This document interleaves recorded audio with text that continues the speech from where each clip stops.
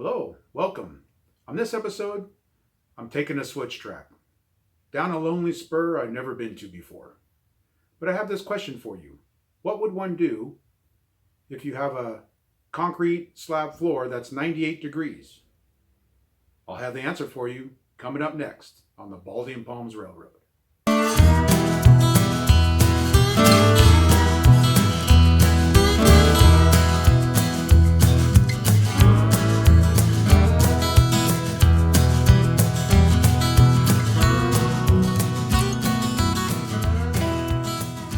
Hey guys, welcome back to the channel.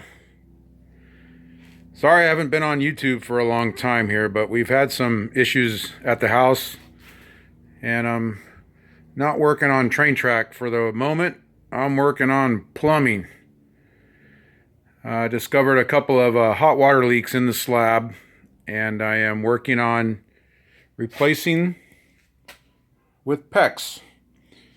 So I'll show you a little video here of what I've been doing for the last couple months.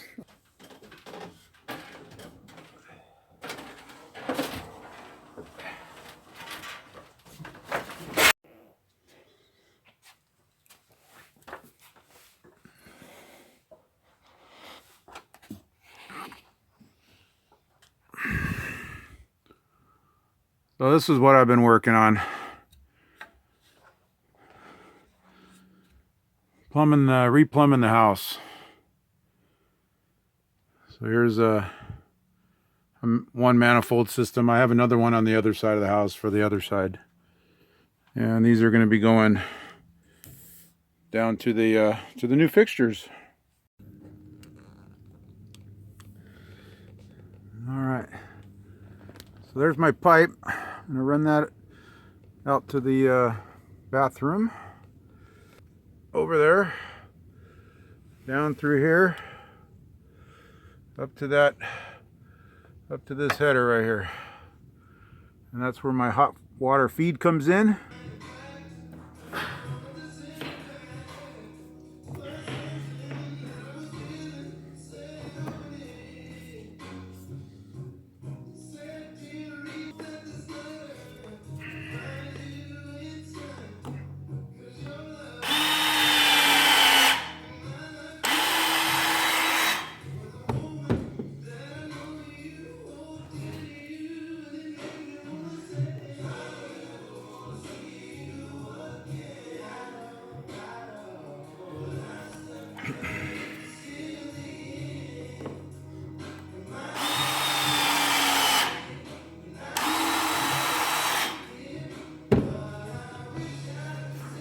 All right, so I'm going to leave this hole open.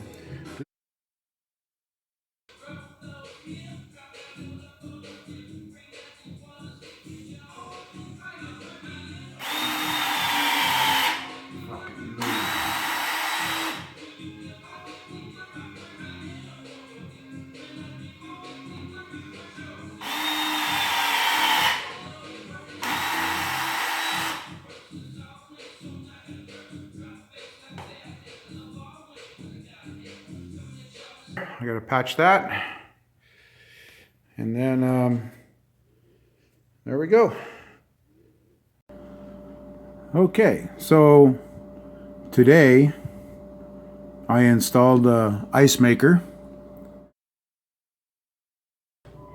anchored it in the wall right here, so now we're solid. Okay, so now I'm working on installing the pipe for the kitchen. So I'm in the bedroom. This wall right here is the kitchen, is behind that. And since there's cabinets and things on this wall, it was impossible to get to it. So what I did is worked on the back side of the cabinet and I drilled a 1.5 inch hole. And if you can see, I got my casing in there. So I pushed this about a 4-foot piece of 1.5 inch pipe, and I'm going to use that as casing. And then I push the water pipe through there. We're going to hook it up here and then go underneath the sink. All right, so we got the kitchen tied in. We got 2 valves for the hot. We got one for the dishwasher, the other for the hot water, and we got the cold water over here. And we're going to use that T on there for the water fountain filter. So the other one is going to be the cold water for the faucet. So we're all set. Little cleanup in here and put the drawers back. Good to go.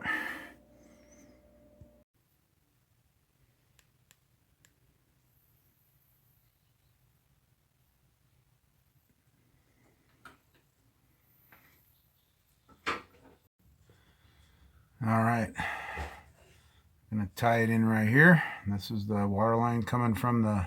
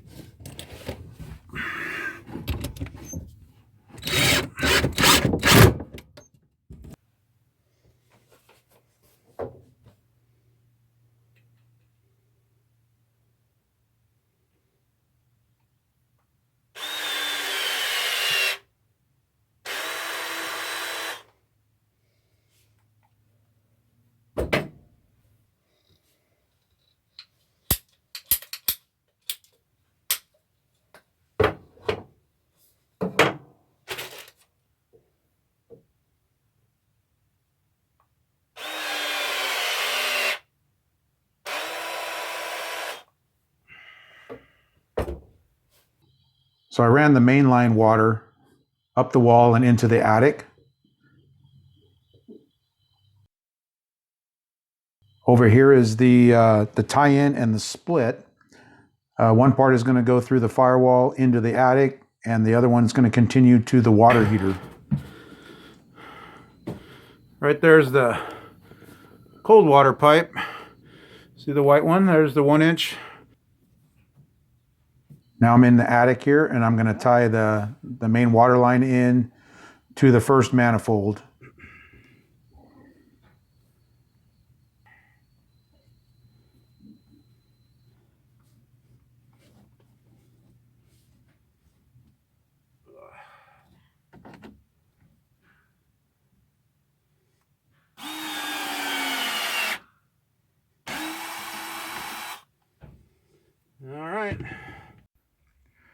All right, so I've completed the water heater tie-in.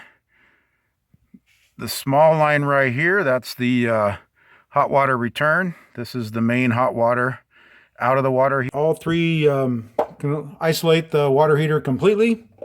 And then I also have 2 isolation valves up in the attic as well.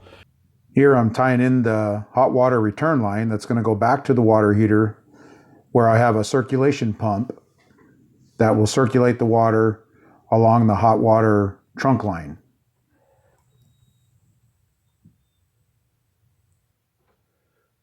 Hot. So this is the way I'm going to get the hot side charged with the cold water side so I can do the stand-up. So let me go out to the garage. All right, so here's the main, this white pipe is the main line going up into the attic. This is the city water coming in. This was the old copper, it's coming on. This was a pipe for a water softener or something if you wanted that way back when. So never hooked up. So the water comes in through here and goes up like this and goes back out, and it loops back around and then goes into this area down there and goes back into that pipe into the ground. So what I'm going to do after my stand-up test, going to cut this pipe and put an elbow with another fitting there, and then I'll cut this out and PEX this into an adapter right there. But what I have here is the stand-up test gauge. So this is we're going to do an air test gauge to about, I think I'm going to do 80 pounds and leave it overnight and see how it works out. Usually going to run the system around, they say around 40 to 60 pounds. So I'll probably run it around 55 pounds or so and see what the water flow is. Can always go up to 60, but you should never go over 80 pounds. I think my city water is around 120, and I have a regulator outside. Depending on how this goes and how it looks, I might end up changing that out too, but we'll see. But now I'm going to go ahead and put a little stand-up test on this thing and see how this thing works. I went around to all the fixtures and make sure all the valves are off, and any open lines I put a plug in, like the shower valves and things I needed to. I couldn't really tie them in yet because everything is still live on the copper water. So I want to do test as much as I can of the plastic before I tie over. There's a few spots where I just can't put it under pressure test right now because the fittings are too tight that I'd have to cut everything out and rebuild it again, so it doesn't make a difference to test all that anyway. So, all right, so let's give it a test and see what happens. All right, guys, see what happens.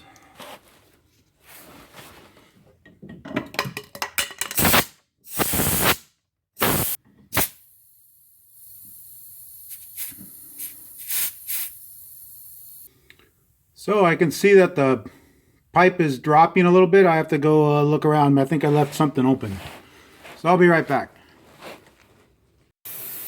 So like I said, we were losing air right away. So if this was a water leak, I'd be in really big trouble right now.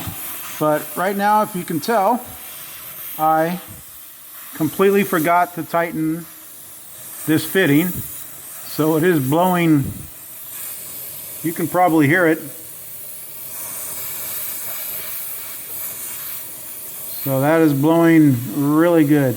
And that's a good reason why you really need to do an air stand-up on a big project like this.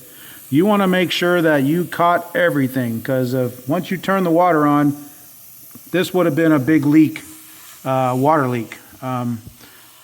Something that would have probably caused a lot of damage. But so let me fix that and get back to the stand-up and see if that took care of it. All right, so we stood it up. We are at 80 pounds. So I'm going to leave it there for about an hour, and then I'm going to drop it back down to 60 overnight and check it in the morning. If we are good, then we are golden. We are ready to put water in the pipe and start tying everything over. So this pretty much completes the installation of the pipe. Now it's just to tie over all the fittings, all the fixtures. I got to do a couple of sweats on the showers, and then just tie over the flex lines to the faucets, and then abandon the copper lines. Pull the old valves off and get rid of the old pipes, and then patch up work. I dropped it down to 60 pounds, and now we have just a little bit below 60 right there. So I'm going to go ahead and call that a good test and move on to the next thing. And last night before bed, coming over here, I went ahead and pre-installed the plug for the circulation pump, and that is the bracket for the expansion tank. So I had a couple of moments when I was letting that stand-up test at 80 pounds. I left that on there for 2 hours last night, and I went ahead and put this installed this stuff. I want to install everything up in here first before I bring the expansion tank on and finish out this electrical here. All right, time to bring the torch out and do some sweats. Now I'm gonna tie in the new PEX to the existing copper piping that's tied to the fixtures. Here's some of the finished results. And if you notice here, I'm also abandoning the copper lines that I can get to by cutting them off and pinching them off near the floor level. Here I've tied in the main water line, and I've removed some of the old copper plumbing that was tied in to the water softener. Here's a look at the completion at the water heater. Got the expansion tank, and if you see it behind there, that little maroon colored item there, that is the circulation pump. And the final thing is doing all the patchwork. Here's a couple of examples of doing all the patchwork.